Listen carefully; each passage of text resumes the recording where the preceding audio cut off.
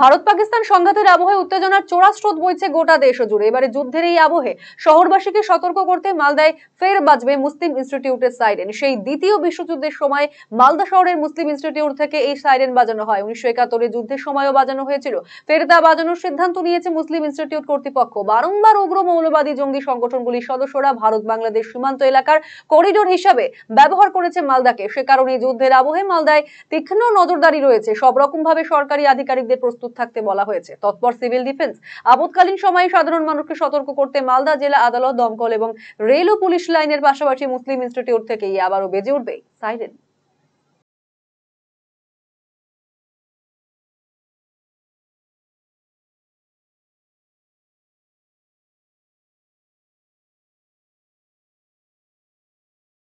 প্রশাসন থেকে জানানো হয়েছিল, প্রশাসনের লোকজন এসেছিলো, এসে প্রথমে সাইরেনটা চেক করেছিল। সাইরেন তখন বিকল ছিল।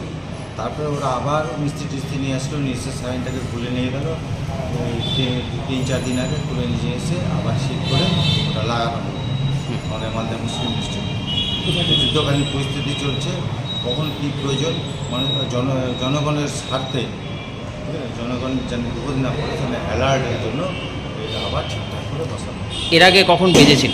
এর আগে বাস্তব আজ থেকে 15 বছর আগে সকাল 9টার টাইম ছিল। ওই টাইমে আপনার সিভিল ডিফেন্সের লোকরা এসে বাজাতো। 1971 বেজেছিল? 1971 বেজেছিল। তার আগে 62-তে বেজেছে। আর বলছি যে কোথায় কোথায় সাইরেন? মালদায় সাইরেন 5 জায়গায় আছে।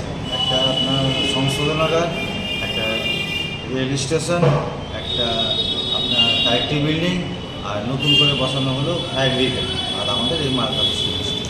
এমনি প্রশাসনাল দিক থেকে কোনো নির্দেশিকা এখন? প্রশাসনের দিক থেকে নির্দেশিকা বলতে যে ওনারা বললেন যে এখানে সাইরেনটা আছে, মানে হ্যাঁ আছে, এখানে সাইরেনটা বাজানো হবে আবার রুটিন মাফিক। কারণ হ্যাঁ, কোনো প্রবলেম নেই আমাদের। দেশের সাথে যা যা করণীয় আমাদের, আমরা দেশের সঙ্গে আছি। এটা আপনার প্রশাসনিক কর্তা ব্যক্তিরা এটা অপারেট করবে, আর ওনারাই এটা দেখভাল করবে। কোনো মহড়া টহরা টেস্ট হওয়ার কোনো নির্দেশ দিয়েছে ইতিমধ্যেই? না, ইতিমধ্যে কোনো আমাদের কাছে এখন লিখিত কোনো কিছু আসেনি। আসলে আমরা অবশ্যই জানাবো। মানে আপনাদের তরফ থেকে প্রস্তুত? আমরা আমাদের তরফ থেকে প্রস্তুত।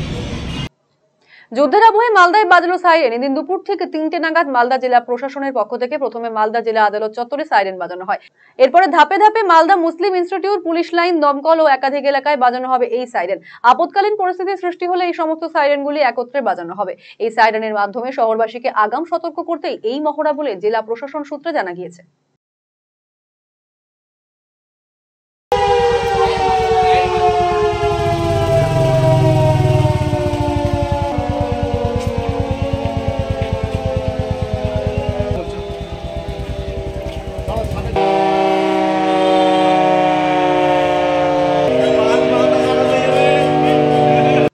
প্রখর তাপে চোখের নিমেষে মোটর বাইকে ধরলো আগুন। শনিবার দুপুরে এই ঘটনা বালুরঘাটের সাধনা মোড় এলাকায়।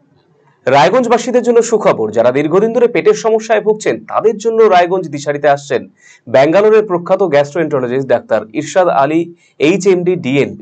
এখন থেকে প্রতি মাসে নির্দিষ্ট দিনে ডাক্তারবাবুকে দেখাতে আজই যোগাযোগ করুন দিশারি হেলথ কেয়ার, উকিলপাড়া, রায়গঞ্জ শাখায়। যোগাযোগ করুন 7477785509 এই নম্বরে এবং 7477785512 এই নম্বরে।